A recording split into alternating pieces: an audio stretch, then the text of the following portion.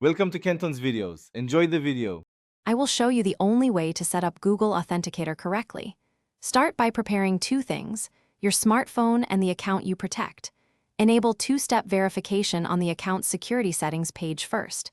Keep backup methods ready like spare phone numbers and printed backup codes. Do not skip time sync. Set phone time to automatic network time. This prevents 6-digit codes from failing due to clock drift during pairing. Now go to the account's two-step page and select Authenticator app option.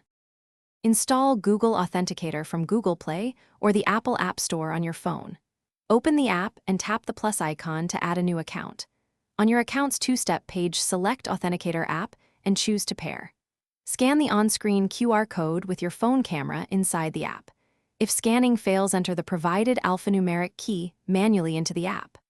Authenticator displays a 6-digit code that refreshes every 30 seconds for logins. Save the setup key in a secure password manager before finishing pairing steps.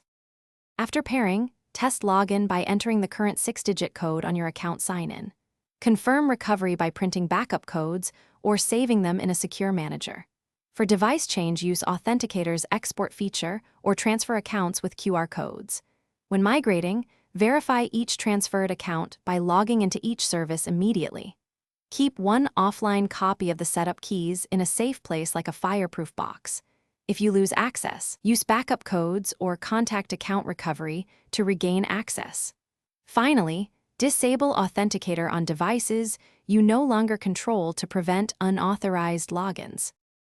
Thanks for watching. Consider subscribing if we helped you.